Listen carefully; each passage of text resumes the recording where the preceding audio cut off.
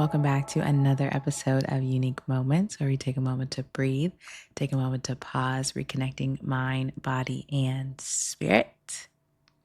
Let's start the episode off with giving some gratitude for the day. It is night when I'm recording this, but it was a lovely day, and I'm grateful. Specifically right now, I think I'm grateful for progress and forward movement and momentum and the ability to build and to slow down. I've been really intentional about slowing down recently. So I'm grateful for the ability to be able to slow down and to be present with life and not have it feel like you're constantly running or doing or being on autopilot or activated. Just grateful for the ability to pause, grateful for the ability to take a breath, grateful for my breath, grateful for the life, my life force in my lungs, grateful for my health, grateful that I have all of my wits about me. I'm grateful for my sense of humor. I'm grateful for my friends. I'm grateful for my family. I went to lunch with my family today, celebrating my brother's birthday. And family is just so important for many reasons. But no matter how close you are or how close you're not, it's just refreshing to be able to be connected with people who essentially have been with you since birth, who have seen all sorts of transformations, of iterations of you. So I'm grateful for that. I'm grateful for my podcast. I'm grateful for my listeners, for my viewers. Don't have any coffee or tea today, but I'm grateful. I'm grateful for my water that I have. Grateful that I'm staying hydrated and for the ability to hydrate myself, for the ability to feed myself, both physically, to nourish myself, and spiritually, emotionally, mentally, physically. I'm grateful for the resources that I have. I'm grateful for my support system, and I'm grateful for just knowledge and the ability to learn and to relearn and to unlearn and to redo. So a lot of intangibles, but there's so much to be grateful for. So today we are going to be talking about ego. And before I do that, I'm going to pull a card from the Wandering Heart deck. And let's see what we get.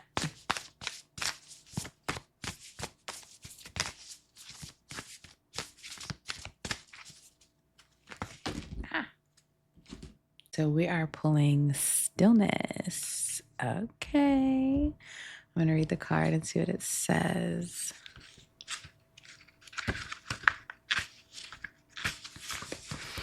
Okay, stillness. Reclaim your time, reclaim your mind, escape the static.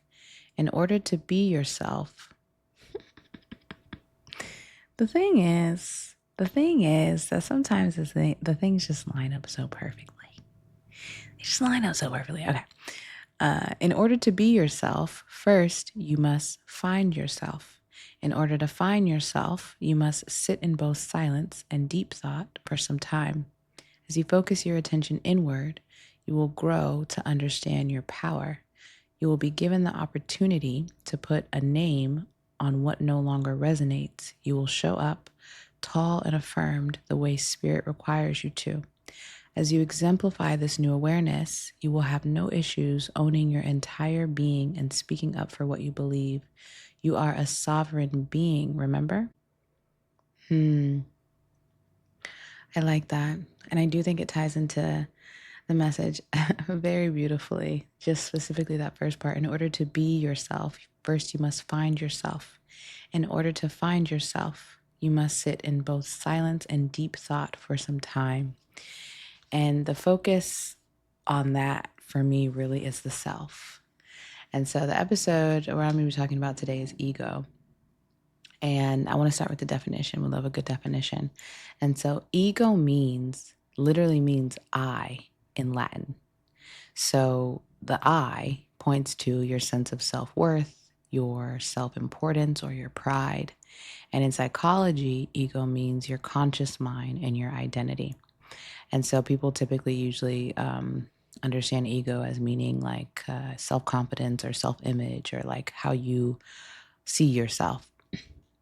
And I thought this was fitting because we have entered Leo season.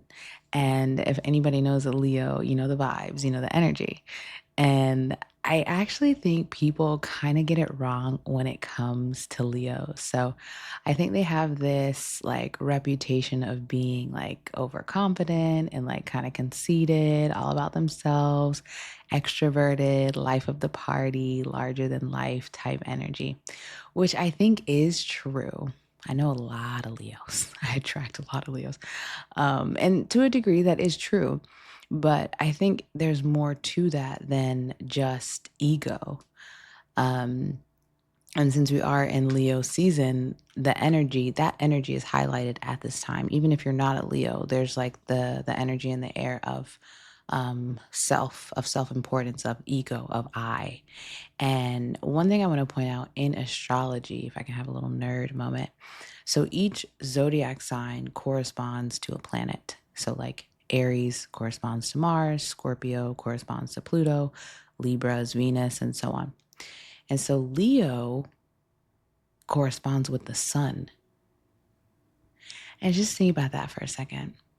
Like, ignore all the characteristics, stereotypes, attributes that Leos are this, Leos are that. They're the sun. Think about how important the sun is, how vital the sun is, how essential the sun is. And what does the sun do? It shines. The sun shines and it doesn't ask for permission.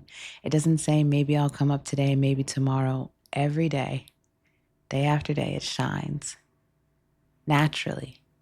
So what do Leos do? They shine. Like, it's in their nature. That's why they have that energy. That's why they have that attitude, because that's in them. There's literally like that radiance, that confidence that's in them. That's in them. That's what they were born to do. Like Leos, born leaders, like born um just like that fire energy. It's also a fire sign, very passionate, very thoughtful, very heart led, very heart based. That is the Leo energy. And so I think some people think it's like arrogance or cockiness or like an over exaggerated sense of importance, which could be true. I think that is true depending on the person. But it's like they're well within their right to do that. Like, I'm the sun. Like, what do you mean? I'm the sun. And everybody has the right to shine, whatever zodiac sign you are. You don't have to be a Leo. But it brings me back to the sense of self, that I, or the ego.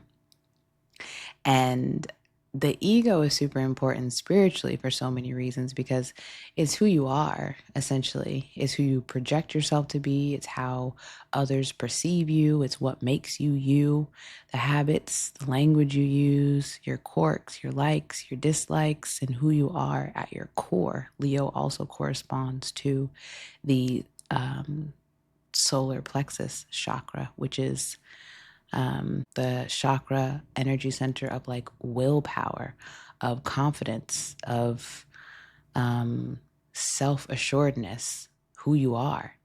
And it's pivotal when you're returning to yourself, when you're looking at the mind, body, and spirit, and when you're doing any kind of spiritual work, you have to start with who you are. And that's why I like the card. It says to find yourself, you must know yourself. To know yourself, do you have to sit in silence and deep thought? Maybe not have to, but I do think that's a key part of it. I do think that's a key part of it. And how will you know where to return to if you don't know who you are? And when I say who you are, it's not the things that are on the surface, like what you like, or maybe what you do for work, or what your passions are, what your goals are, or interest, or anything like that. And I think that's a part of who you are. Yes, but that's not who you are. Who are you when you strip those things down? The spiritual aspect of your ego is who are you? And that's the thing that takes the deep contemplation. That's the thing that you spend time with in deep thought. And maybe that's a question to ponder if you've never spent time thinking about that, who you are or who you want to be or who you hope to be. But tying into last week's episode and embodiment, usually whatever you're embodying or whoever you're being, that's usually a good depiction of what your ego latches onto or who you are. This is what I do. This is me. This is my family, my interests, my schedule, my time. I, very me. And so I think who you are at your core, the let's say true ego of it all, the true I, is going to be different for everyone depending on, what your philosophy is, or if you follow a certain religion. There's usually like a baseline of who you are before your title, before your position, or before you ever belong somewhere. You have a baseline of who are you. And in the meditation program that I just finished, my instructor, she defines who we are so beautifully. And it's not her definition, but just similarly to what people who practice meditation or maybe practice Buddhism or some sort of spiritual practice or religious practice even. And it's who we are is pure love. It's pure light. It's pure positive energy, which goes hand in hand with what many Christians believe is that we are the light of the world. We are love in human form. And that's what I mean when I say returning to self. Like that's a different type of ego, a different type of I am. And the ego that we normally relate ourselves to be, that's important too. You don't want to just be kind of, like floating and have no identity and no sense of self and no sense of individuality. Like it's important to have who you are and what you like and your goals and your hobbies and what you dislike to get a definition of a sense of self. Yes. But I would argue that that's just like the very surface level of the ego. And that varies for everyone. But I think there's like a deeper part of that, the I, in which you can get to. Whether you want to get to it or not, whether you hope to get to it or not, that's up to you. Everyone's not in the business of, let me find out who I really am. Some people are just here to do what they need to do. They're here for a good time and a long time, and to get in, get out, do whatever you got to do. But for the purposes of this episode, I'm just trying to unpack just the ego of it all. This sense of self and the real self, the true self. And usually, in my experience and speaking with other people, to get there, it's not like a walk in the park. It's not like you just sit down one day and you're like, I'm going to discover who I really am. Like, I think discovering, your dreams and your passions and what you want to do and who you want to be, that's a part of it. I think that's a pointer to who you truly are. But again, it's like still the stuff. It's not you. And usually to get there is like some sort of like awakening that you usually go through, maybe some sort of like spiritual awakening or some sort of enlightenment process. For some people, it's like a sickness or an illness or a bad breakup or something circumstantial, something in this material realm, something that's taken away from you. Maybe you're in a life or death situation. Maybe you almost lost a family member, or just it's usually some sort of tragic, less than pleasant event that happens that kind of like shakes you up, shakes up your reality, shakes up the reality of someone around you. And you go, wait a minute, like something deeper is going on here. There's something else to this. So some sort of enlightenment process or awakening process, which typically usually leads to some sort of ego death, which is not a bad thing, but it's essentially just the dying of the old self, the old I, and who you thought you were, and becoming someone new. And also to point that back to like Christianity and religion, not just Christianity, but usually when you take on some sort of new religion, like you become a Christian or you take your Shahada and you become a Muslim or you start practicing the Eightfold Path, something, somewhere mixed in that is you taking on a new identity, whether now you follow these certain set of rules and principles and commandments and noble truths, like whatever you're following, you're taking on a new identity. I think ego is also synonymous with identity. And so typically I think that's where most people's egos are rooted in, when you are carrying yourself a certain way or living your life a certain way. And so I think when you experience an ego death, and I don't think you always need to experience an ego death necessarily to get to the new you or to get to the core of you or to the real you, but kind of.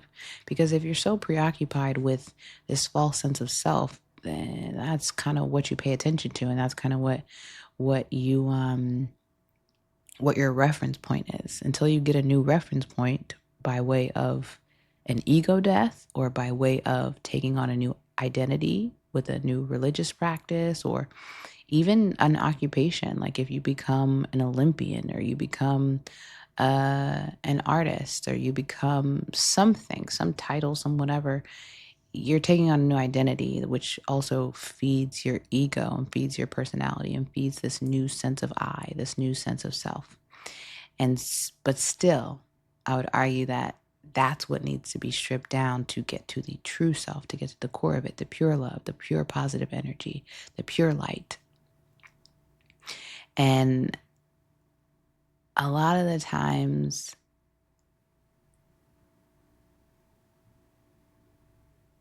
when you discover that, or uncover that, really, not discovering, or when you uncover, when you remember who you are, beyond the things, beyond the circle of friends and family you have, beyond the name that you're called, when you get to your true inner essence of the spirit of you, of the soul of you, that you are beyond a name and you're beyond a body and not in a out there like sense of not connected to anything and dissolving into the abyss, not like that, but in a sense of like, who were you day one when you got here, before you really had anything going on for real, before you had anything going on, like your true essence, you as a baby, pure positive energy, pure love. That's getting to the ego. That's the I, that's the self, before you add anything on. And the add-ons are cool. The add-ons are great, especially if you got some really cool add-ons. But as long as you know it's just an add-on, it's just an add-on. And I think it's not until you're able to strip down your ego or old identity through either prayer or meditation or engaging in religious practices or even psychedelics, something to strip you of this I, this false sense of self, this when I was in school, I did this. Now that I'm an adult, I do this. Now that I have my family, I do this. And now I do this. And I'm this way. And this is what I've accomplished. And again, all great, but all add-ons. And I think when you get to the core of it, when you realize that you are the light, you are the sun, that's the true ego of it all. And when you realize you're the sun and you realize that you can shine, it's like that's not arrogant. It's just knowing like, oh, this is actually who I am. Like it would almost be like a shame not to shine and not even overdo it. I think people who think that people are overdoing it or doing too much, or don't get me wrong, arrogance is a real thing and overconfidence is a real thing. But I think at the core of it, if someone told you you were the light of the world, that you were the sun, you kind of have to like be be lit up. Like, you kind of have to like do that and be unapologetic about it. That's the thing. And it's only from that place that you're able to expand further and see yourself as that, and not in an arrogant or cocky way, just as a matter of fact way of, this is who I am. And I shine because I must. I shine because it's in my nature to do. And I think everyone has that in them in an ego sense. And I think it's kind of misconstrued that like maybe only super attractive people, or people who are in shape, or people who make a lot of money, or people who are very intelligent, like have this grandeur, a sense of self or sense of ego. And it's like everyone should have that to a degree. If you know who you are, if you know at your core, at your inner essence, that you are pure love, that you are pure light, that you are pure positive energy, again, no matter what you've done or did or will do or want to do or have purchased, it's not about that. There's something deeper than the add-ons. There's something deeper than that. And I think the ego gets a bad rap and a misunderstanding. And again, not that just because I found my sun and I found my shine that I'm the greatest person in the world, or I'm the greatest whatever. No, it's not that. It's not that, but it is that at the same time. It's knowing that I'm not this small little I, this small little ego. I'm the big I, I'm the big ego. And I do shine and I do expand because that's in my nature to do.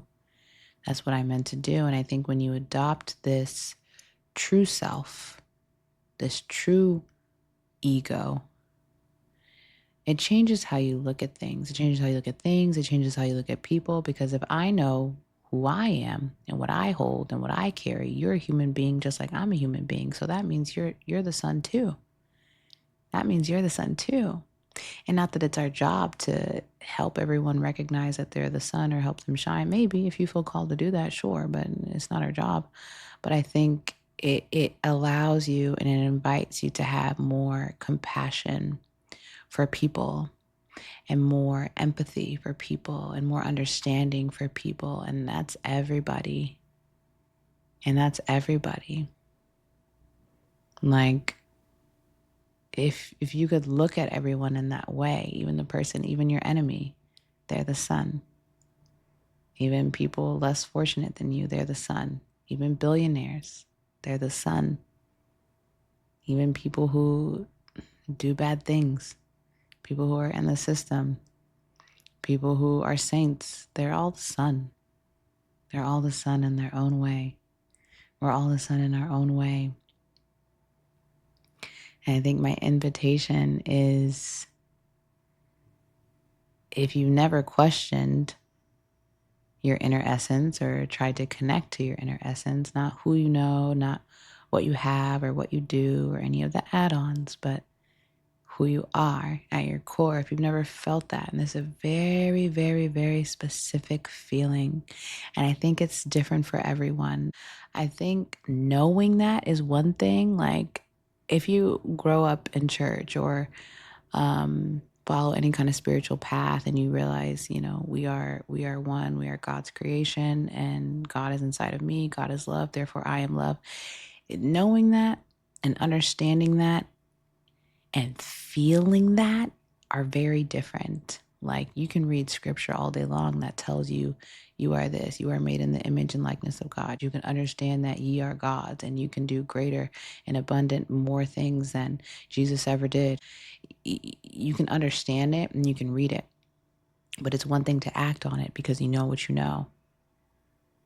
Because now you know what you know. And I think there's a very specific feeling. The thing I was going to say is I've experienced this with mushrooms. And depending, I think you have to find a sweet spot. I'm not advocating for anyone doing psychedelics at all. But the powerful thing about any type of psychedelic is that it strips you of your ego or false ego, false sense of self, and it kind of puts you in a space of like just awareness, and you kind of forget about you in your life, and kind of like who you are and who you built and whatever, momentarily, of course, however long the trip lasts. But it expands your sense of perception and it expands your awareness to beyond just you. And then you're able to kind of conceptualize and think, and is that feeling of being one with everything, and a very specific feeling of when I was on mushrooms, and I must have been peaking at the height of the trip or something, but it was like this overwhelming sense of just like love. Like, you know, that like when you get so happy that you just want to like cry tears of joy because it's like things are just so good. Like things are just so good. And maybe things are perfect. And at that moment, nothing in my life was perfect by any means. But it's like for that moment, everything is okay and all is well. And this feeling is replicated also in prayer and also in meditation. Like when you're meditating and you get to that point, you get to that flow state where you're quite literally just in the meditation, you're existing and you're present. And it's not that everything is perfect and everything is all good, but for that moment, nothing is wrong and all is well and everything is okay. And you're existing and you're being and you're breathing and you're living and you're alive. And that's a lot to be grateful for. And it's just this energy of pure, positive love. And also happens in prayer when you sync up. Like, and I'm not talking about the prayer where you're like asking God for things and asking God and thanking it. No, it's just like a being, like being, being in God's presence, being in the presence of the Creator, being in the presence of all that is. That is like a very, very, very specific feeling. And I think you only know it when you feel it. You can only conceptualize it so much. But if you have never felt that, or if you desire to feel that, I think that's my invitation. See if you can connect to that and who you truly are as the light, as the sun, as pure love in human form. And you can do that by journaling if you're not in your head. And that's just start off with gratitude. Whenever I open my journal, I don't know what to do. I just start out with being grateful. What am I grateful for?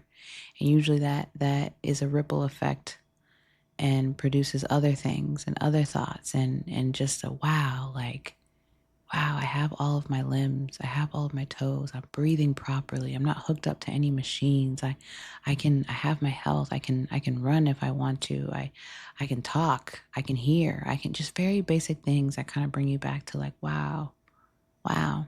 You can also find that essence by meditating. Again, sitting in silence, sitting with yourself, sitting in deep stillness, as the card said.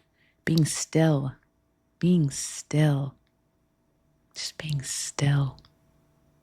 A lot can happen in stillness. A lot can happen in stillness. Or praying. Yeah. And see if you can feel it. See if you can sense it. And it's tricky because it's like, it's not like it's like with anything. As long as you're looking for it, it's not going to find you. And I realize that may be contradictory because I'm saying do this thing, but don't look for it. Don't search for it. Because as long as you're searching, you're not going to find it. That's with anything in life. That's another topic for another day. But you sit and you pray, or you sit and you write, or you sit and you meditate, and it comes to you. Maybe it's not in the form of a phrase or of a something. Again, it's just a feeling, and I can't describe it, but you know it when you feel it.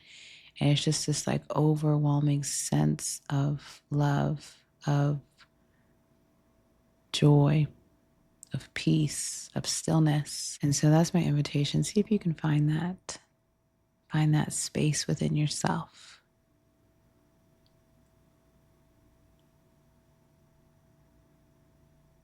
And before I end the episode, I want to close with 3 intentional deep breaths.